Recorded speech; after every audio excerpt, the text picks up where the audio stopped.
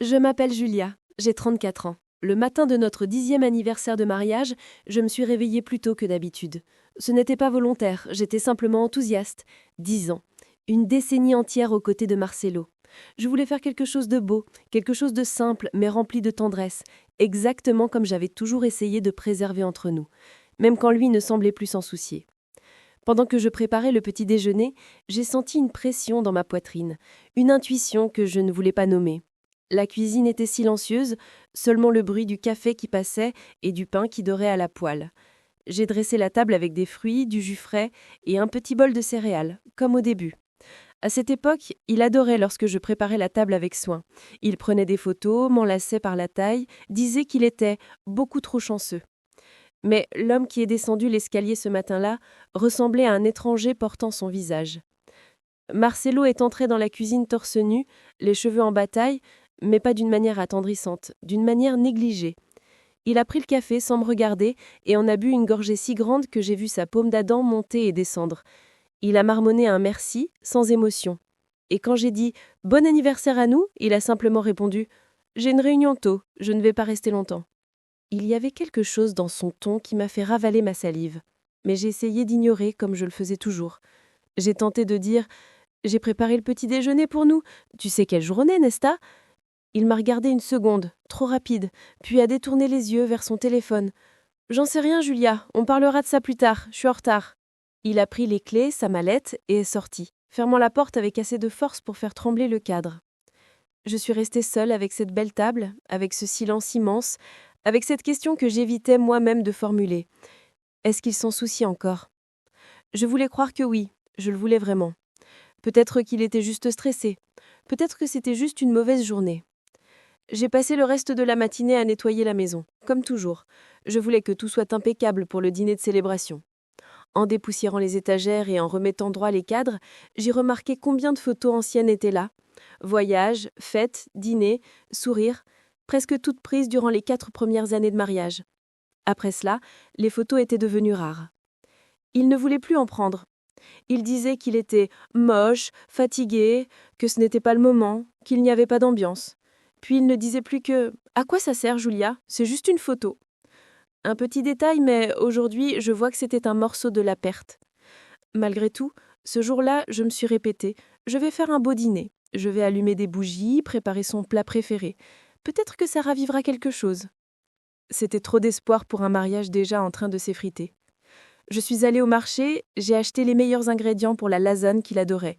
Le faisano spécial, les pâtes fraîches, la sauce importée. J'ai passé un bon moment au rayon des vins pour chercher ce Chilien dont il disait toujours que il ouvrait la soirée avec une touche d'or. Je suis rentrée à la maison les bras chargés de sacs, mais le cœur léger. J'ai monté la lasagne avec un soin presque artisanal. J'ai dressé la table avec la nappe blanche en dentelle que ma mère m'avait donnée le jour de notre mariage. J'ai allumé 2 grandes bougies, j'ai mis des fleurs au centre, des lys, ses préférées. À chaque regard vers l'horloge, mon cœur s'accélérait. Je voulais que tout soit parfait. Quand l'horloge a marqué 19h30, j'ai mis la lasagne au four. À 20h, j'ai sorti le pavé du réfrigérateur. À 20h15, je faisais les 100 pas dans le salon, convaincu qu'il arriverait d'un moment à l'autre. À 20h40, les bougies avaient déjà brûlé presque à moitié. Je les ai remplacées. J'en ai allumé de nouvelles. À 20h55, l'odeur de la lasagne n'était plus la même. Elle commençait à refroidir. Mon sourire avait disparu. À 21h02, j'ai enfin entendu la clé tourner. Tout mon corps s'est relâché une seconde avant de se contracter de nouveau. Marcelo est entré rapidement, jetant sa mallette sur le canapé avec un soupir impatient, sans regarder quoi que ce soit. Ni moi, ni la table, ni le dîner, ni les bougies. « Salut !» ai-je dit, tentant de maîtriser ma voix tremblante. « Joyeux anniversaire de mariage ?» Il a à peine levé les yeux. « On doit parler. » Il n'existe pas de phrase plus dangereuse au monde que celle-là, dite sans émotion. Je me suis arrêtée net, comme si l'air s'était bloqué dans ma poitrine. « Parler maintenant ?» ai-je tenté de sourire. « Mangeons d'abord, j'ai préparé. »« Julia » m'a-t-il interrompu. « Je ne veux pas dîner. » Le silence qui a suivi a été écrasant. Il s'est passé la main sur le visage, fatigué, irrité, impatient. Puis il a regardé la table comme on regarde quelque chose d'inconvenant. « Julia, pourquoi tu as fait tout ça ?» La question m'a transpercée. Parce que c'est notre jour, 10 ans de mariage. Il a secoué la tête, a inspiré profondément et a dit « Je ne veux pas de ça, je n'ai rien à célébrer ». Mon cœur est tombé dans ma poitrine. Je l'ai senti physiquement, comme si j'avais avalé une pierre. Comment ça?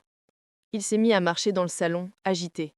Je suis fatiguée de cette vie, de ce mariage, de cette routine suffocante. Marcelo, essayai-je, mais il a interrompu la main pour me faire taire. Julia, tu es devenue un poids dans ma vie. Quand il a dit ça, j'ai senti comme si toutes les bougies autour s'étaient éteintes en même temps. Tout est devenu froid. Tout est devenu sombre. Mes oreilles ont commencé à bourdonner. Un poids? Ai-je réussi à dire? Oui, un poids, Julia. Tu ne travailles pas vraiment, tu n'apportes rien de significatif. Je porte tout sur mes épaules, je mérite mieux. J'ai cligné les yeux, incrédule. Moi qui avais quitté mon emploi. Moi qui avais tenu toutes les rênes pendant des années. Moi qui soutenais la maison émotionnellement pendant qu'il s'éloignait. Marcelo, j'aide dans l'entreprise. Aider, ce n'est pas suffisant, m'a-t-il coupé. J'ai besoin de quelqu'un qui additionne, pas de quelqu'un qui complique. Ce mot a résonné. Qui complique? Qui complique? Qui complique? Je pense que tu ferais mieux d'aller chez ta sœur ce soir, a continué, comme s'il me demandait quelque chose de banal. On a besoin d'espace, j'ai besoin de paix, et honnêtement, je ne peux pas avoir la paix avec toi ici. J'ai senti mon estomac se tordre. Tu es en train de me mettre dehors? Le jour de notre anniversaire?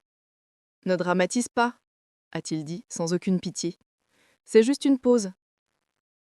On dirait qu'il essayait de me pousser hors de sa propre vie, comme si j'étais une gêne, un objet mal placé. Je suis montée les escaliers, sans force. J'ai pris une petite valise et j'ai fourré des vêtements sans réfléchir. Chaque pièce semblait peser une tonne. Quand je suis redescendue, il était au téléphone. Il n'a même pas levé les yeux. J'ai posé ma clé sur la table. J'ai regardé autour du salon, le salon que j'avais décoré, entretenu, nettoyé, celui que j'avais essayé de transformer en foyer, et j'ai senti quelque chose se fissurer en moi. Je suis sortie sans regarder en arrière. Mais en marchant jusqu'au trottoir, la valise cognant contre ma jambe, une sensation étrange est montée en moi. Ce n'était pas seulement de la douleur. C'était un pressentiment. La sensation que tout ça, tout ce mépris, toute cette froideur, toute cette certitude arrogante allait s'effondrer très bientôt. Et quand il s'effondrait, il s'agenouillerait. Il regretterait, parce qu'il y avait une partie de l'histoire dont il n'avait aucune idée. Et j'allais la découvrir quelques heures plus tard. Quand quelqu'un dit « tu es un poids dans ma vie », cette phrase ne naît pas de nulle part. Elle n'apparaît pas soudainement, comme un couteau lancé en plein air.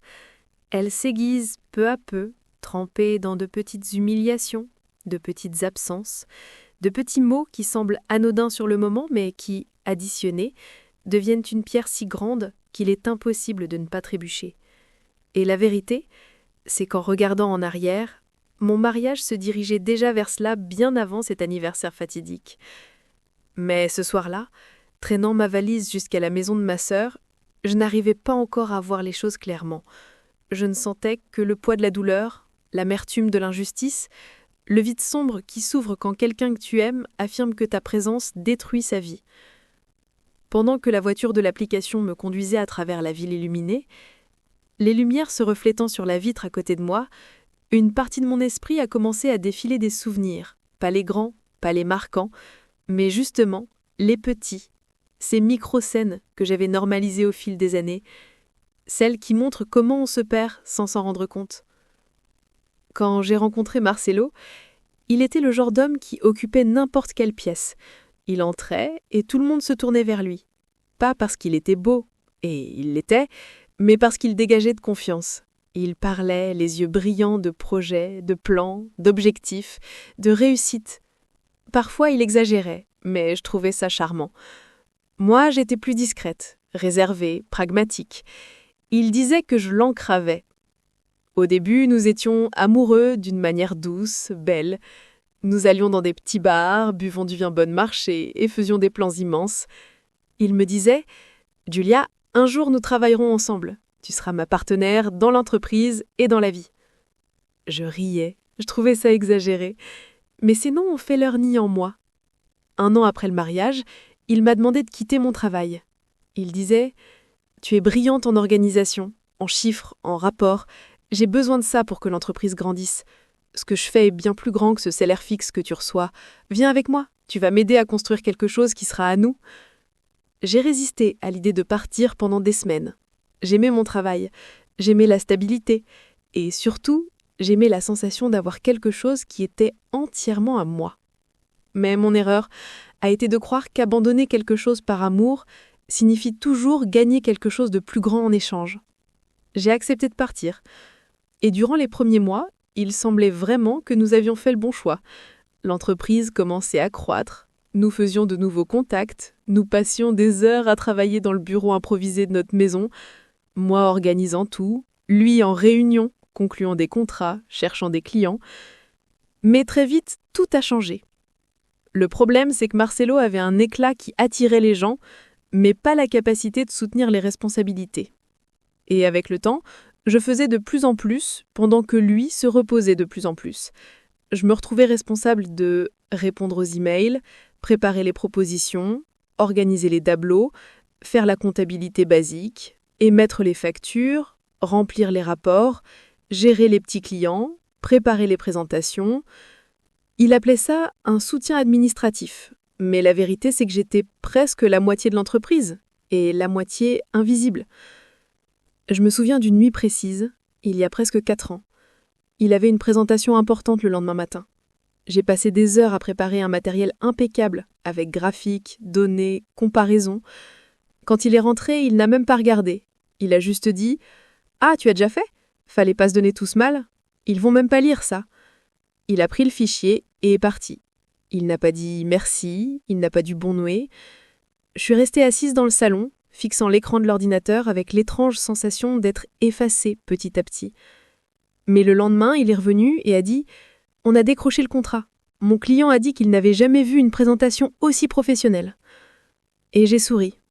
Pas pour sa reconnaissance, parce qu'elle n'est jamais venue, mais parce que je croyais que nous construisions quelque chose ensemble. Aujourd'hui, je vois, oui, nous construisions quelque chose, mais c'est moi qui portais les briques et Marcelo qui signait le projet. L'usure a été silencieuse, petite, constante. Il a commencé à rentrer tard, puis il a commencé à boire davantage, puis il a commencé à se plaindre de la maison, puis il a commencé à se plaindre de moi. « Julia, arrête de me presser. Julia, tu parles trop. Julia, tu es toujours tendue. Julia, tu compliques tout. » Et peu à peu, j'ai commencé à changer pour entrer dans le moule qu'il voulait. J'ai commencé à me taire, à céder, à réduire mes rêves, à arrêter de dire non, à m'abandonner. Il disait que je l'aidais peu, mais c'était moi qui tenais tout quand les clients renonçaient, quand les comptes serraient, quand le chaos frappait à la porte. Il disait que j'étais dramatique, mais c'était lui qui claquait la porte quand quelque chose ne se passait pas comme il voulait. Il disait que j'étais dépendante, mais c'était lui qui avait insisté pour que je quitte l'emploi qui me donnait de l'autonomie. Je suis devenue l'ombre de la femme que j'étais. Et malgré tout, je pensais que c'était de l'amour. Que c'était une phase, que c'était un problème au travail, que c'était de la fatigue, que c'était quelque chose que je pourrais résoudre si je faisais un peu plus, si je prenais un peu plus soin, si jamais un peu plus. Mais l'amour ne répare pas quelqu'un qui refuse d'être réparé. L'amour ne porte pas tout seul un couple entier sur ses épaules. L'amour ne guérit pas quelqu'un qui refuse de voir ses propres fautes. Quand la voiture de l'application m'a déposée chez ma sœur ce soir-là, j'étais émotionnellement épuisée. La porte s'est ouverte avant même que je puisse frapper. Camilla avait toujours eu ce flair pour savoir quand j'avais besoin d'elle. « Mon Dieu, Julia, qu'est-ce qui s'est passé ?» a-t-elle demandé en voyant ma valise, mon visage gonflé, mes mains tremblantes. J'ai essayé de répondre, mais les mots sont sortis hachés. Il m'a mise dehors. Camilla a carquillé les yeux. Comment ça ? Aujourd'hui, c'est votre anniversaire ? Et c'est là, assise sur le canapé de chez elle, une tasse de thé chaud entre les mains et le corps mou de tant pleurer, que j'ai commencé à tout raconter. depuis le regard froid de Marcelo en entrant dans la maison, jusqu'aux mots qui m'ont transpercé comme des lames. Camilla a écouté en silence, tenant ma main, comme si le contact physique empêchait que je m'effondre complètement.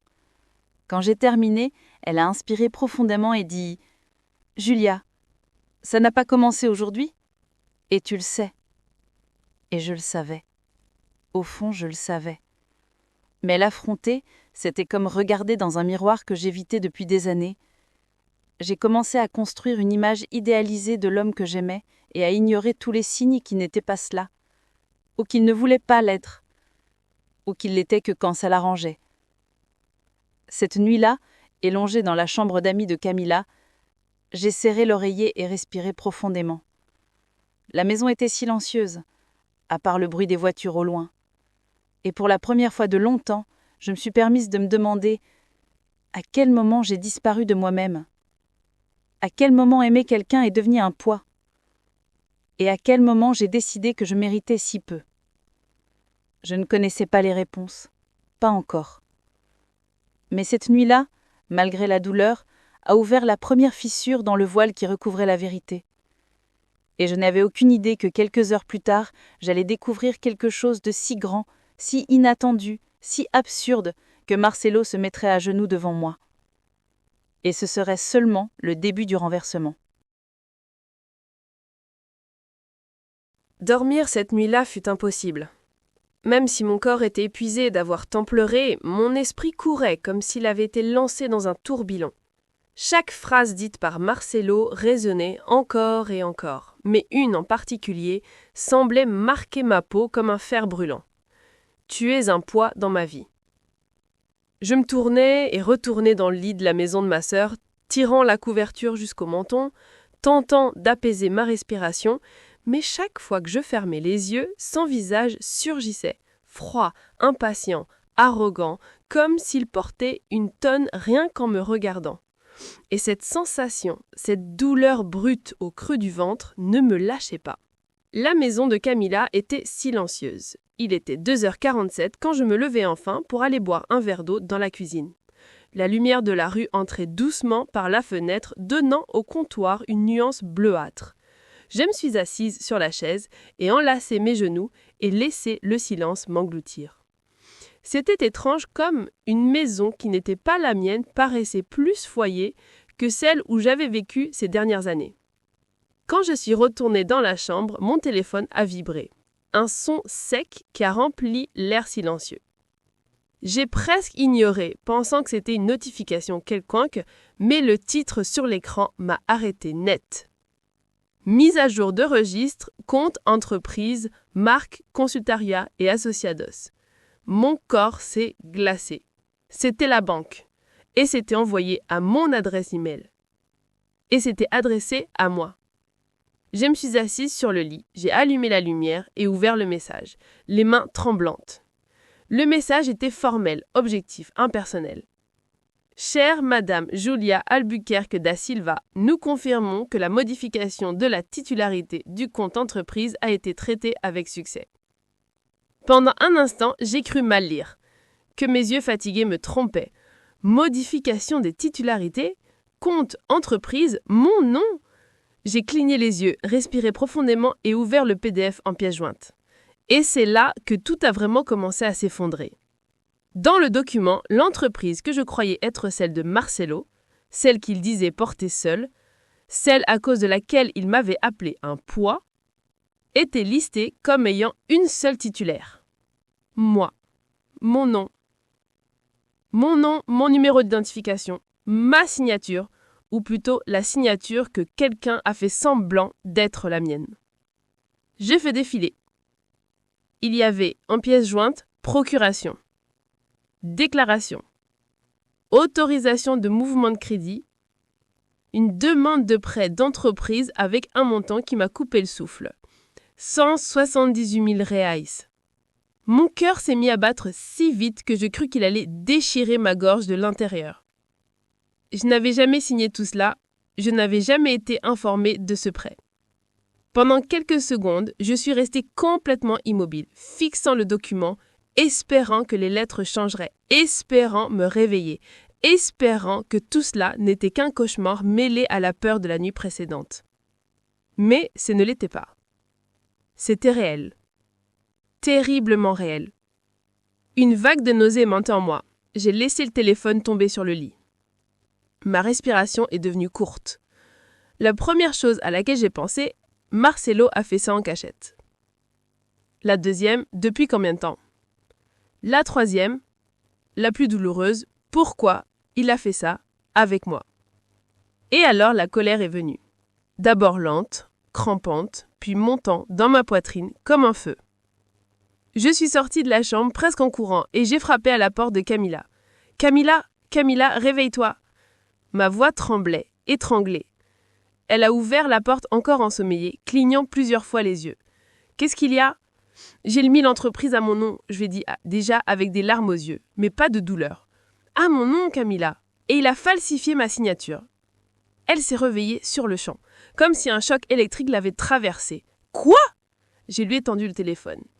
Camilla a lu le document, son expression se durcissant à chaque ligne. Julia, c'est grave. Très grave. Il a contracté des prêts au nom de l'entreprise, dis-je, sentant le sol disparaître sous mes pieds. Si quelque chose d'avait mal, c'est moi qui payerais. Je n'étais même pas au courant. Camilla inspira profondément, plus rationnelle de que je pourrais l'être.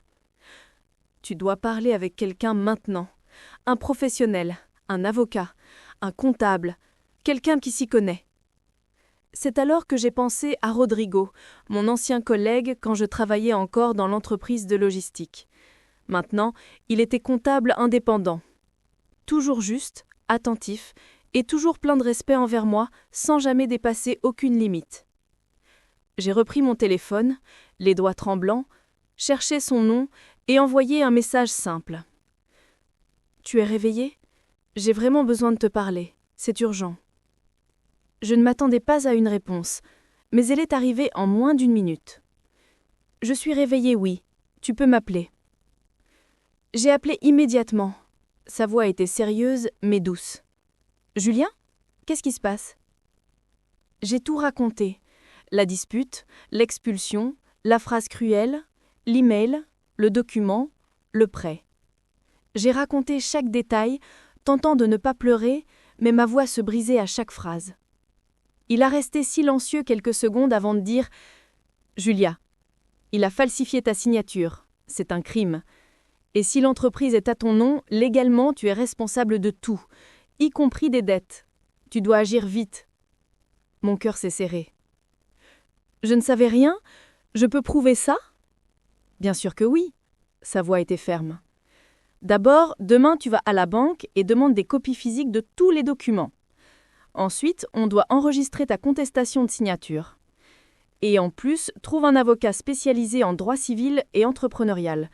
Je peux te recommander une excellente avocate. Et... » Il a hésité. « Rodrigo, dis-moi, » insistai-je. « Et... on doit vérifier quelque chose d'essentiel. La maison. Le bien où tu habites. Tu sais à qui il appartient ? À Marcelo ? Je crois. Il m'a toujours dit que... » Rodrigo m'a interrompu. « Ne crois jamais ce que quelqu'un dit sur une propriété. Regarde toujours le registre officiel.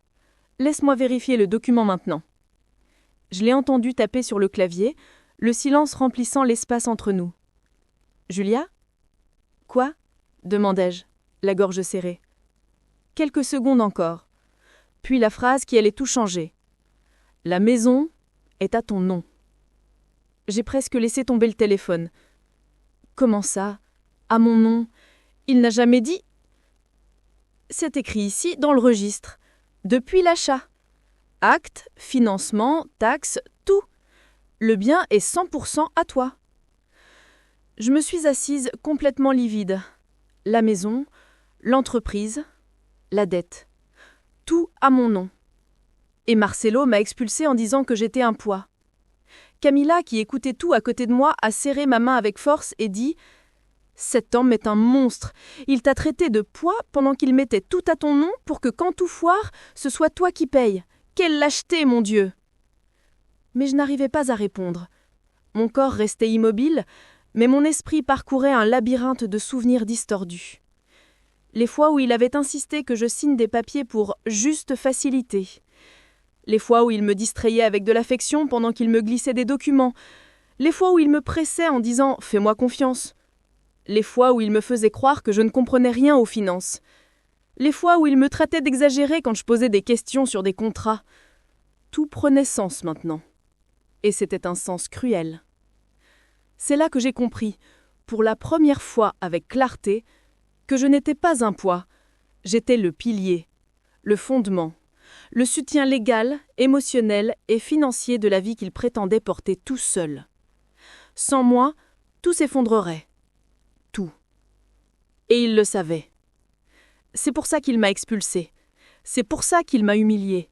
C'est pour ça qu'il a toujours tenté de me diminuer.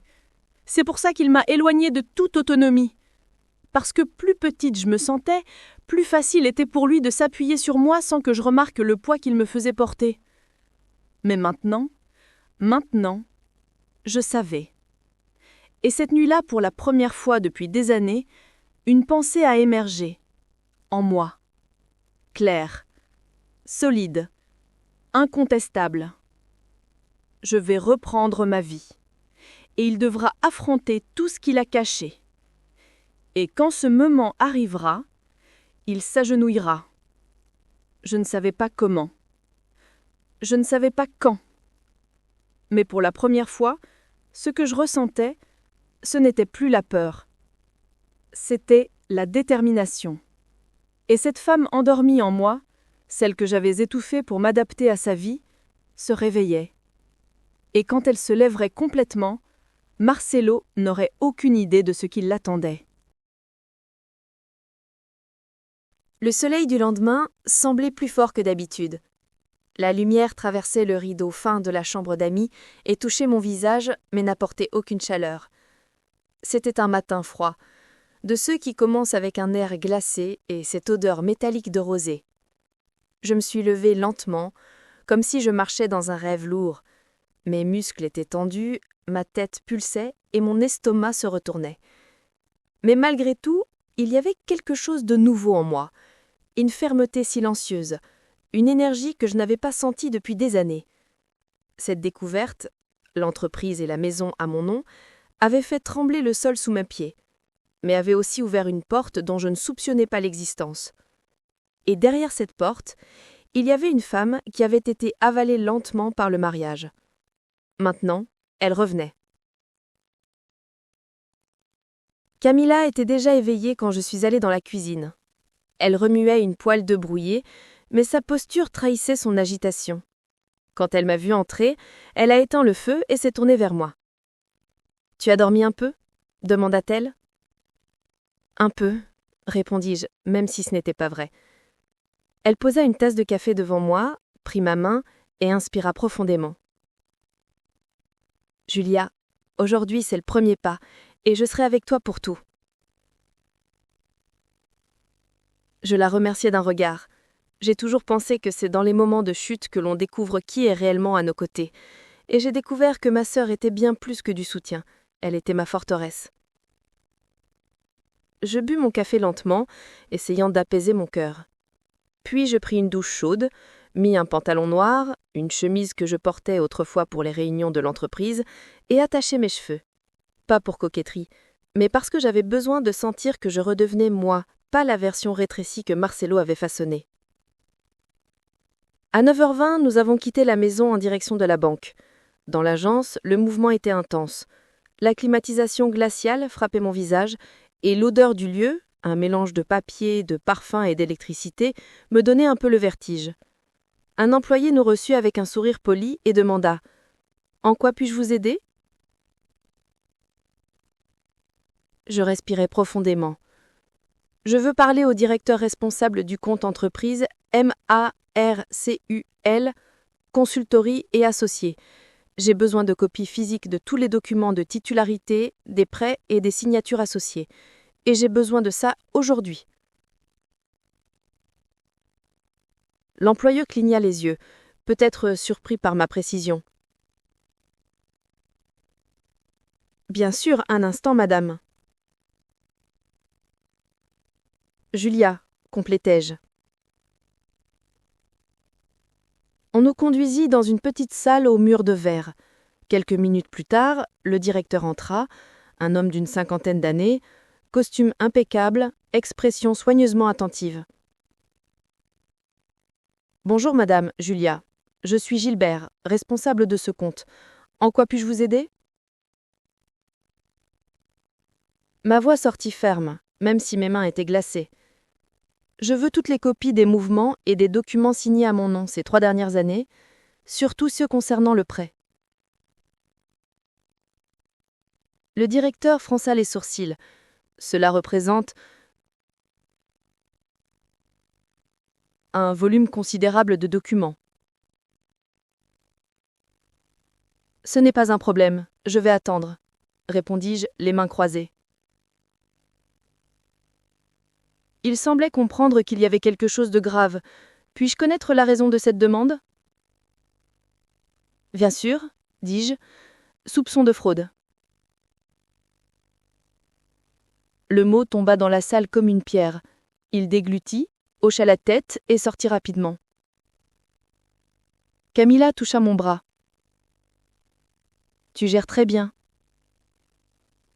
Je ne sens pas que je gère, je sens que je survis. Elle eut un sourire triste. La survie, c'est la première étape avant la victoire. 30 minutes plus tard, le directeur revint avec une grosse enveloppe et un dossier rempli de copies certifiées. Il posa chaque page sur la table avec lenteur, comme s'il dévoilait les pièces d'un puzzle macabre.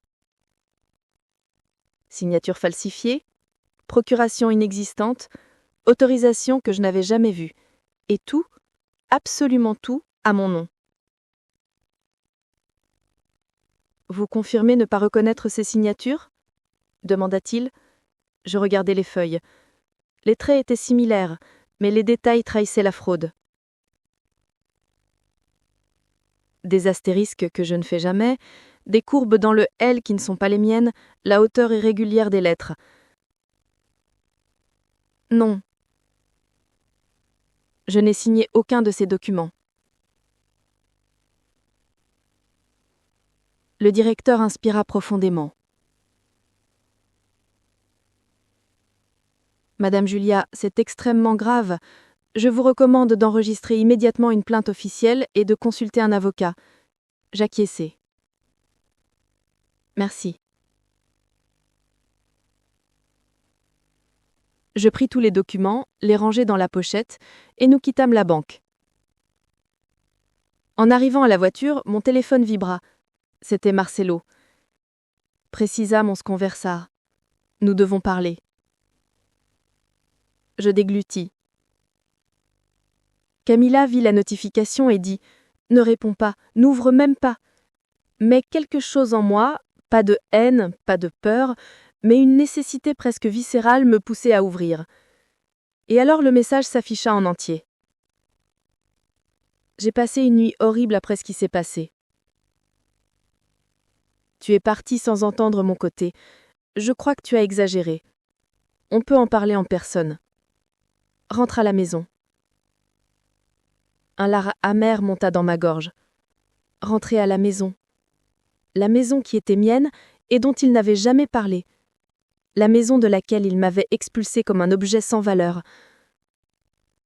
Camilla prit mon téléphone avant que je puisse taper quoi que ce soit. Julia, non. Il ne veut pas parler, il veut reprendre le contrôle. Elle avait raison.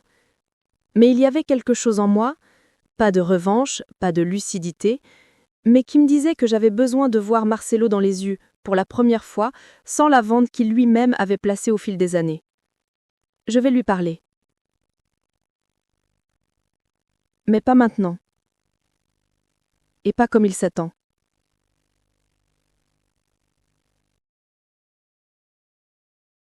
Avant d'aller voir l'avocate indiquée par Rodrigo, nous sommes passés par un bureau de notaire pour faire reconnaître ma signature officielle et joindre une contestation de signature. Tout était en train d'être enregistré, documenté, officialisé. À chaque tampon apposé, je sentais une part de mime Voltaire, une part que je pensais ter perdue. Quand nous sommes arrivés au cabinet de l'avocate, Une salle élégante, avec des murs recouverts de livres et l'odeur du café fraîchement passé, elle était déjà informée du cas. Son nom était Dottora Noémie Valença, une femme au regard ferme et à la voix calme, transmettant immédiatement une impression de solidité. « Julia, j'ai reçu les copies envoyées par votre comptable. » Elle ouvrit un dossier devant moi. « Ce que votre mari a fait constitue un crime à 3 niveaux différents. Faux idéologique, fraude financière et appropriation indue. » Ces mots laissaient un poids dense dans l'air. « Vous pouvez prouver que vous n'avez pas signé ces documents ?» demanda-t-elle. « Oui. Ma signature est authentifiée dans plusieurs registres de mon ancien travail, et je peux faire une expertise graphotechnique. »« Parfait, » dit-elle en notant. « Vous avez 2 options. Ouvrir une procédure pénale et intenter immédiatement une action civile pour l'écarter de toute gestion de l'entreprise. »« L'entreprise » murmurai-je. « Je ne veux pas de l'entreprise. » L'avocate plongea ses yeux dans les miens. « Julia, vous avez l'entreprise. Légalement, elle vous appartient entièrement. Ce qu'il a construit dessus aussi. Et la dette, si nous agissons vite, elle sera entièrement attribuée à lui. » Je sentis mes mains devenir mouettes. « Il m'a jamais dit ça ?» murmurai-je. « Je ne sais pas pourquoi il a mis tout ça à mon nom. » L'avocate s'adossa légèrement à sa chaise. « Ah, moi je sais. Des hommes comme lui font ça tout le temps. » « Comme lui ? Vaniteux, insécurisés, manipulateurs. Ils utilisent les femmes comme amortisseurs légaux pour les problèmes qu'ils créent. Tant que tout va bien, ils brillent. Quand quelque chose tourne mal, c'est l'épouse qui paye. » J'ai respiré profondément. « Julia, » dit-elle avec fermeté, « vous avez déjà fait la partie la plus difficile, sortir de chez vous. Maintenant, nous allons faire le reste. » Nous sommes sortis de là avec une longue liste d'instructions. Mais avant que nous partions, l'avocate attrapa mon bras et dit « Il va essayer de te contacter. Il va essayer de te convaincre. Il va essayer de se faire passer pour la victime. Mais souviens-toi, tu ne lui dois rien. Et il te doit tout. » Ces mots résonnaient encore dans ma tête tandis que je marchais vers la voiture. Je savais que je me renforçais, mais je savais aussi que le monde de Marcelo était sur le point de s'effondrer, et qu'il ne tomberait pas en silence. Et j'avais raison. Parce que ce même après-midi, lorsque j'ai enfin eu le courage de retourner à la maison qui était ma mienne, accompagnée de ma sœur, de l'avocate et de l'agent chargé de notifier officiellement, j'ai trouvé Marcelo assis sur le canapé du salon. Pâle, désespéré. L'air de quelqu'un qui avait passé des heures à pleurer. Quand il m'a vu entrer, il s'est levé si vite qu'il a presque trébuché. « Julia, s'il te plaît, écoute-moi. » Et alors, devant moi, devant l'agent, devant Camilla et l'avocate, Marcelo s'est mis à genoux au milieu du salon, les mains tendues comme quelqu'un qui implore pour sa propre vie. Mais ce n'était pas du repentir, c'était de la peur. Et moi, pour la première fois, je l'ai vu tel qu'il était vraiment. Petit, faible, lâche, et complètement désespéré à l'idée de perdre le pouvoir qu'il croyait avoir sur moi pour toujours. La vraie guerre ne commençait. Marcelo restait agenouillé au milieu du salon, comme si cette position pût effacer tout ce qu'il avait fait. Ses yeux étaient rouges, ses cheveux en bataille, sa chemise froissée et à moitié ouverte, comme s'il avait passé la nuit entière à marcher d'un l'autre pour l'autre dans cette maison, ma maison, tentant de trouver une façon de réparer un abîme qu'il avait lui-même creusé. Camilla croisa les bras et fit un pas en avant, se positionnant légèrement entre nous. Je savais qu'elle ferait ça. Elle avait toujours fait ça. Protéger, veiller, ressentir quand quelqu'un menace ce qui est à moi. Et à cet instant, Marcelo était exactement cela, une menace. L'avocate à mes côtés gardait un regard impassible, professionnel, mais je percevais l'analyse silencieuse dans ses yeux, observant chaque mouvement, chaque mot qu'il s'apprêtait à prononcer, comme si elle réunissait du matériel pour une bataille qu'elle savait déjà imminente. Marcelo leva les mains, suppliant. « Julia, s'il te plaît, je suis désespéré. J'ai fait une bêtise. J'ai fait beaucoup de bêtises, mais je n'ai jamais voulu, » sa voix trembla, « jamais voulu te blesser. » Ce « jamais voulu » me frappa comme un coup. Une vague froide traversa mon corps. Parce que c'était un mensonge. Je le savais. Il le savait. Et tout le monde dans cette salle le savait. Marcelo, levez-vous, dit l'avocate, ferme. Ce n'est pas nécessaire. Il tourna le visage vers elle avec une expression de haine si pure que cela me fit frissonner. Mais il reporta aussitôt son regard sur moi, tentant de paraître vulnérable. « Julia, amour, tu crois vraiment que je ferai quelque chose pour te nuire ?» Camilla souffla, incrédule. « Tu as falsifié la signature d'Ella, ordure !» Elle écartilla les yeux, feignant l'offense. « Moi ? Non, je ne ferai jamais ça ! Julia, tu penses que je serais capable d'une absurdité pareille ?» Je le regardai pendant de longues secondes avant de répondre. « Oui, je le pense. » Il cligna les yeux, comme si mes mots l'avaient giflé. « Julia, j'étais dépassée. J'ai fait ce que je pensais être le mieux. J'ai mis l'entreprise à ton nom parce que je te confiance, parce que tu es la personne la plus responsable que je connaisse. » L'audace de cette phrase me donna la nausée. « Marcelo, dit l'avocate d'un calme tranchant, la falsification idéologique ne se justifie pas par la confiance. » Il ignora complètement ses paroles et continua. « J'avais juste besoin de temps. Tout était sous contrôle. J'allais tout régler, j'allais tout expliquer. Mais hier, tu es parti, et moi... » Il inspira profondément, ferma les yeux, et une larme coula. « J'ai eu peur de te perdre, Julia. » Une part de moi, l'ancienne, fragile, conditionnée à réagir aux larmes de lui, voulut ressentir quelque chose. Mais l'autre, part, nouvelle, lucide, éveillée. Cette part resta silencieuse, observant la scène comme quelqu'un qui reconnaît un acteur répétant encore une fois le même papiel. Marcelo se releva lentement, faisant un pas dans ma direction. L'avocate étendit le bras, le stoppant net. « Gardez votre distance, dit-elle. Il rit, un rire sec, sans humour. « Qu'est-ce que c'est, Julia ? Maintenant tu amènes une avocate dans notre maison ?» Je respirai profondément. « Dans ma maison, Marcelo. » Il se figea.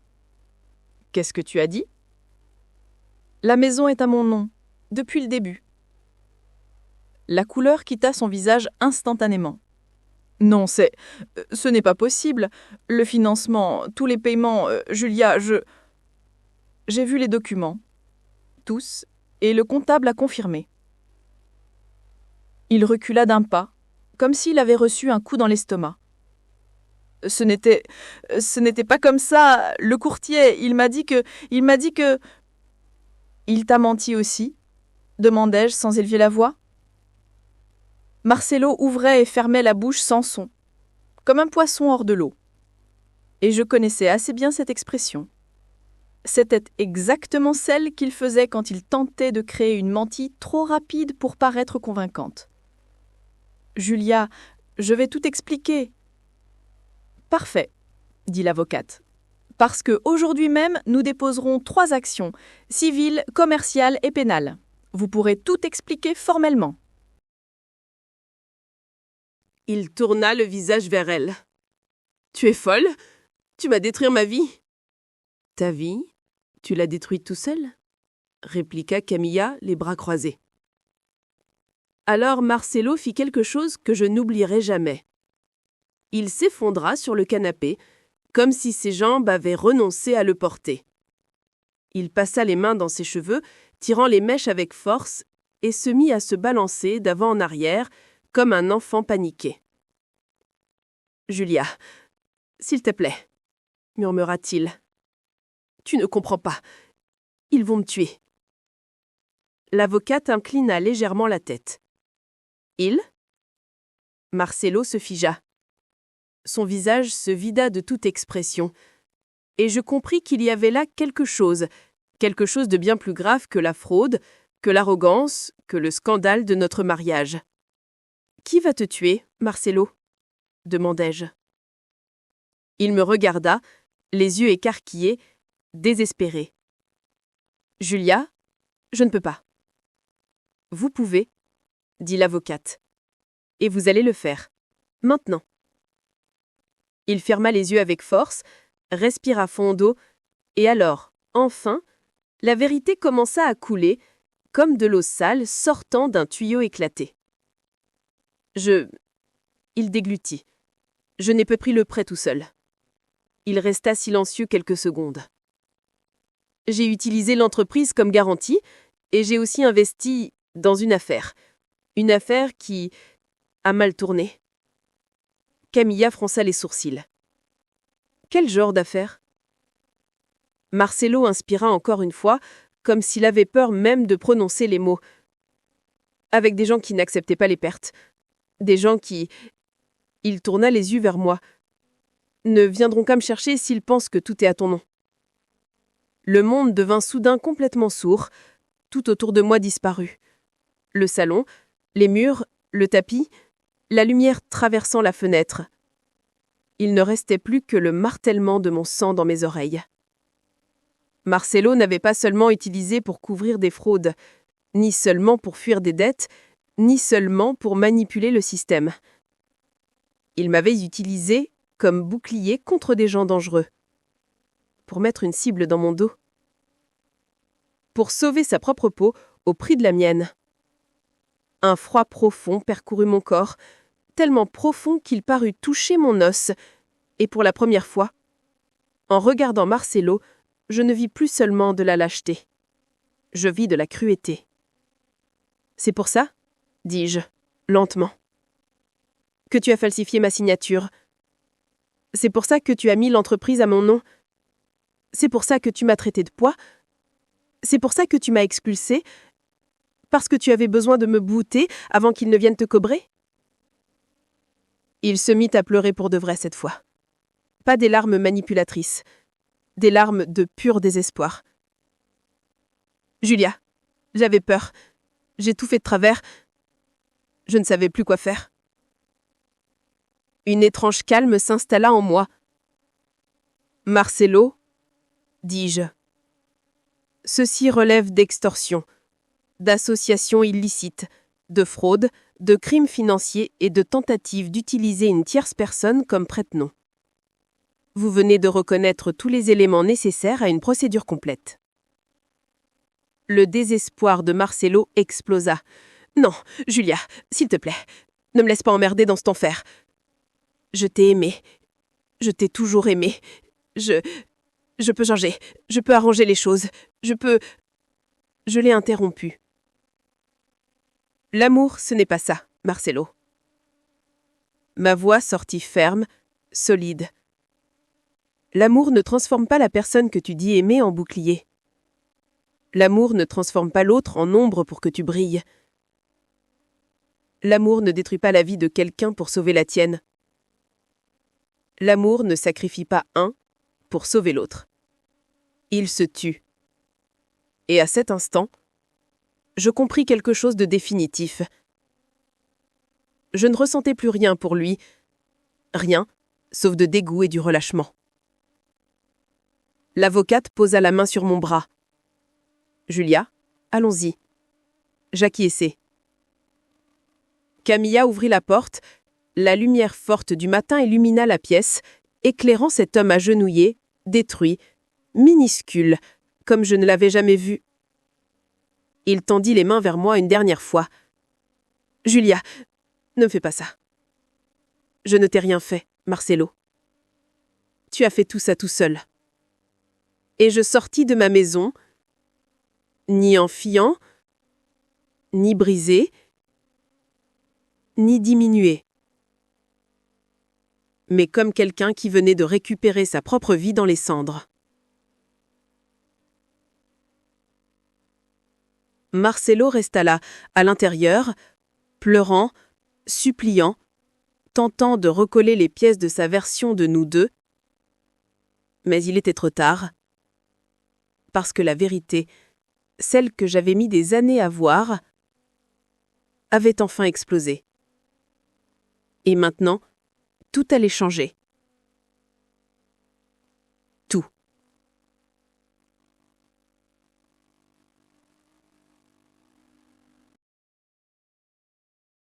La porte se referma derrière moi avec un clic sec. un son simple, mais qui résonna comme un symbole. C'était comme si ce morceau de bois venait de sceller définitivement une phase de ma vie. Une phase que j'aurais dû abandonner depuis longtemps, mais que je n'avais aujourd'hui enfin la force et la conscience de laisser derrière moi. Camilla et l'avocate marchaient à mes côtés, mais je me sentais comme si j'avançais seule dans un couloir silencieux. Chaque pas semblait peser une tonne. Mon corps tremblait, non de peur, mais d'épuisement. L'épuisement de années d'usure émotionnelle accumulée qui venait soudain de trouver une issue. Dehors, le soleil brillait fort, un contraste cruel avec ce que je venais de laisser derrière moi à l'intérieur de cette maison, ou plutôt de ma maison. Je restais un instant immobile sur le trottoir, respirant profondément et tentant de comprendre comment ma vie avait pu se renverser aussi vite et comment, en même temps, tout prenait un sens terriblement clair. Marcelo était pris dans sa propre toile, et moi, j'en étais enfin sortie. « Julia, » dit Camilla, en posant une main sur mon épaule, « tu vas bien ?» Je hochai la tête, même si ce n'était qu'à moitié vrai. « Je suis libre, » répondis-je, et le mot sortit rude, chargé d'émotions contradictoires. L'avocate, toujours sérieuse, rangea quelques papiers dans sa mallette. Maintenant, nous passons à la deuxième phase. Elle sera plus stratégique. Il va essayer de se protéger. Il va tenter de te manipuler émotionnellement, de déformer l'histoire. Tu dois être préparé. Je le suis, dis-je, plus fermement que prévu. Maintenant, oui, je le suis. Nous marchâmes jusqu'à la voiture de Camilla. Quand je m'assis sur le siège passager, je sentis quelque chose se libérer dans ma poitrine, comme si, enfin, quelque chose resté emprisonné pendant des années venait de s'échapper. Mais en même temps, une vague de peur monta. La peur de ce qui allait venir, la peur de ce que Marcelo pourrait faire, la peur de la manière dont les hommes désespérés réagissent quand ils perdent le contrôle. L'avocate s'installa à l'arrière, croisa les jambes et dit « Julia, il est important que vous changiez vos mots de passe, bloquiez tous les accès et, pour votre sécurité, que vous enregistriez immédiatement une plainte détaillée. Sa confession devant vous et moi est extrêmement précieuse, mais nous devons tout formaliser. » J'acquiesçai. Mon cœur battait vite, mais je n'étais plus paralysée. « Et il y a autre chose, » ajouta-t-elle. « Quoi ? » J'ai demandé au registre une analyse préliminaire des signatures. 2 d'entre elles sont déjà clairement falsifiées. Nous demanderons l'expertise graphotechnique demain matin. Si cela se confirme, votre dossier sera encore plus solide. Je respirai profondément. Il croyait vraiment qu'il pouvait faire tout cela sans conséquence, murmurai-je. Et il le croirait encore, répondit Camilla, si tu n'avais enfin ouvert les yeux. Oui, c'était exactement ça. Camilla me déposa chez elle, mais avant de partir, elle prit mon visage entre ses mains, comme lorsqu'on était enfant. « Julia, rien de tout cela n'est de ta faute. Rien. » Mes yeux se remplirent de larmes. « Tu as été trompée, manipulée, trahie, et malgré tout tu es debout. Ne te reproche pas de ne pas avoir vu plus tôt. Les gens mauvais sont très doués pour se camoufler. » Je la serrai dans mes bras. Elle sentait le café et un parfum floral, une odeur familière, une odeur de sécurité. « Merci Camilla, pour tout, » murmurai-je. Elle embrassa mon front. « Tu es ma sœur. Je serai toujours ton refuge quand le monde s'effondrera. » J'entrai dans la maison et refermai la porte doucement. La sensation d'accueil m'enveloppa immédiatement. L'odeur du gâteau à l'orange préparé plus tôt, le son doux de la télévision, le tapis moelleux sous mes pieds, tout me semblait dire « Tu n'es pas seule ». J'allai jusqu'à la chambre d'amis et m'assis sur le lit. Tout mon corps vibrait encore, comme s'il était toujours enfermé dans la tension précédente. Mais peu à peu, en respirant profondément, la réalité commençait à se réorganiser dans mon esprit. Je devais agir, je devais réfléchir, je devais me préparer. Je pris mes documents, le dossier de preuve et m'assis devant la petite table près de la fenêtre. C'est alors que mon téléphone vibra. Sur l'écran, 20 messages non lus de Marcelo, 7 appels manqués, 3 messages audio. Et juste en dessous, une nouvelle notification venait d'arriver.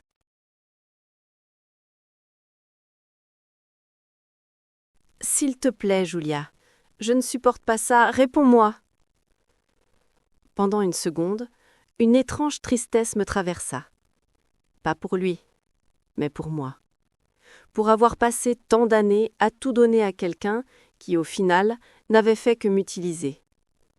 J'ouvris la conversation. Le premier message disait « Julia, tu es tout pour moi.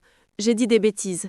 J'étais hors de moi. » Le second « J'ai peur, ne m'abandonne pas. » Le troisième « Si tu me dénonces, ma vie est finie et je ne sais pas ce que je pourrais faire. » Mon corps se glaça en lisant ces dernières phrases.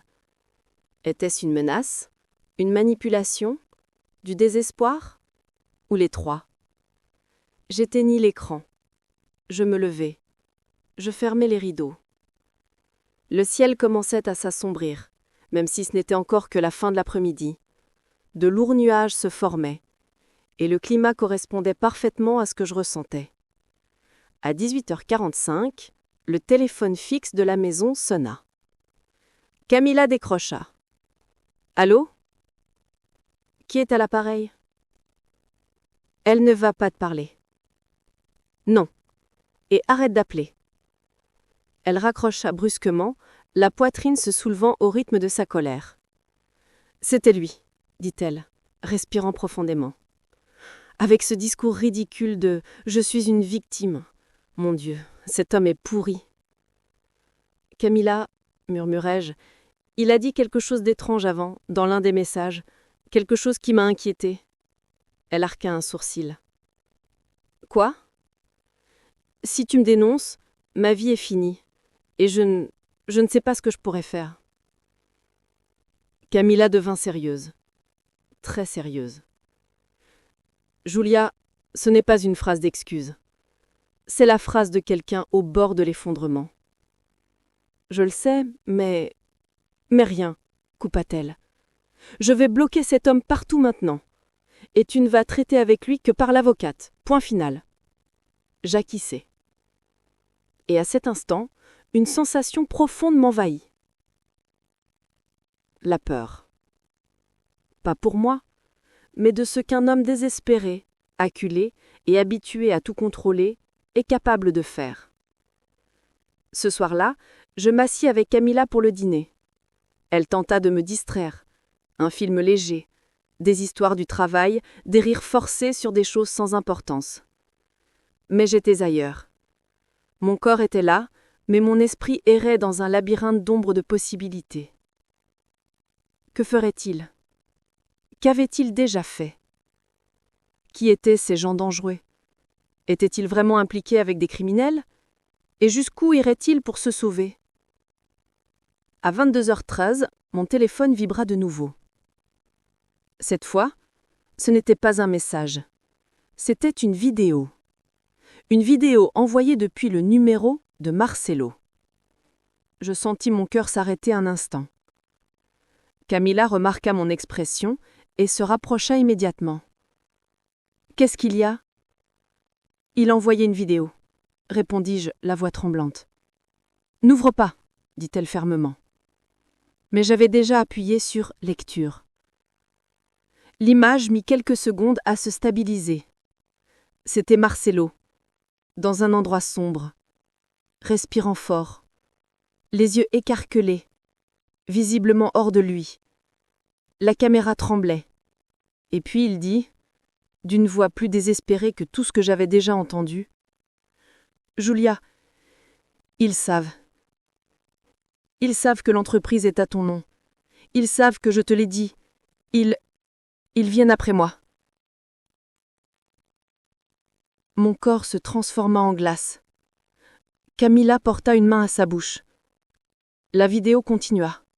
« S'il te plaît, aide-moi. Je n'ai plus personne. Il tourna brusquement la tête comme s'il avait entendu quelque chose. Je ne peux pas, Et l'écran devint noir. La vidéo s'arrêta là.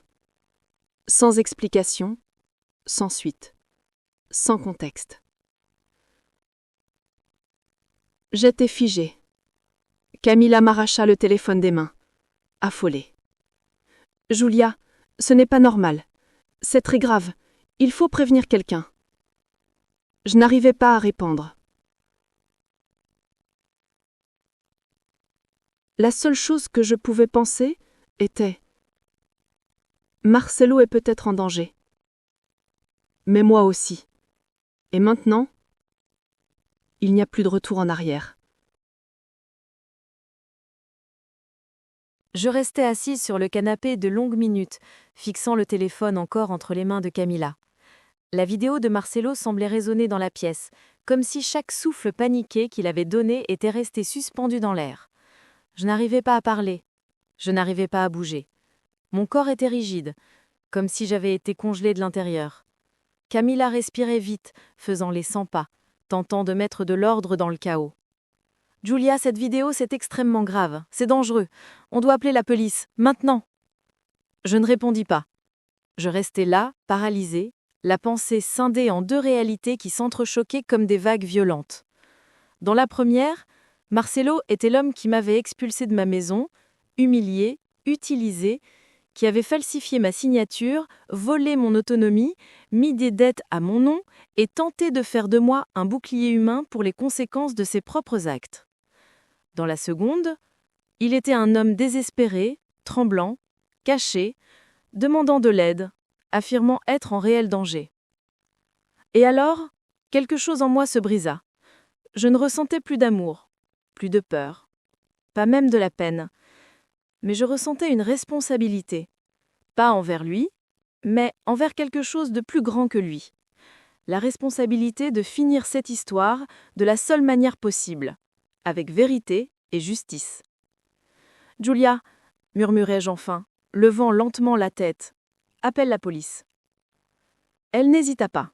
Elle prit le téléphone et composa le numéro. Pendant ce temps, je respirais profondément.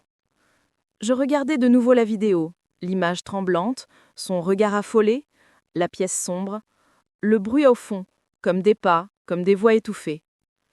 C'était réel, quelque chose se passait. Mais en même temps, quelque chose dans mon ventre me disait que ce n'était pas exactement ce que cela semblait être. Marcelo avait toujours su manipuler les émotions, toujours su dramatiser, toujours su utiliser le désespoir comme arme. Et ce mélange rendait tout encore plus dangereux.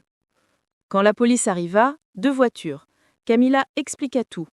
Je montrai la vidéo, les documents, les messages, la confession faite devant l'avocate. Les policiers échangèrent des regards sérieux. Concentrés. « Madame Julia, vous avez conscience que votre mari peut être impliqué avec des criminels, des gens qui pourraient vraiment lui faire du mal, et vous en faire aussi. » « Oui, » répondis-je. « Et c'est pour ça que je veux régler ça de la bonne manière. » Ils prirent la vidéo, demandèrent l'adresse de Marcelo, notèrent tout et affirmarem qu'er fariem busques immédiates. Je relâchai un souffle que je ne savais même pas retenir. Les policiers partirent, la maison retomba dans le silence. Je restai immobile dans la cuisine, le regard perdu. Le silence était lourd, rempli de pensées sombres, de souvenirs qui remontaient, des cicatrices anciennes qui pulsaient. Et soudain, je compris quelque chose. Je venais d'achever un cycle de survie. J'étais sur le point de commencer un cycle de vie. La nuit fut longue. À 23h45, l'avocate m'appela. « Julia, j'ai reçu la vidéo. Je l'ai déjà envoyée au commissaire responsable et demandé la priorité. À partir de maintenant, tout sera traité comme une affaire criminelle à haut risque. Vous êtes en sécurité ? Je suis chez ma sœur. Parfait, restez là et coupez tout contact direct avec Marcelo. Toute communication passera désormais par la police. » J'acquiesçais, même si elle ne pouvait pas me voir. « Maître Noémie ? Oui ?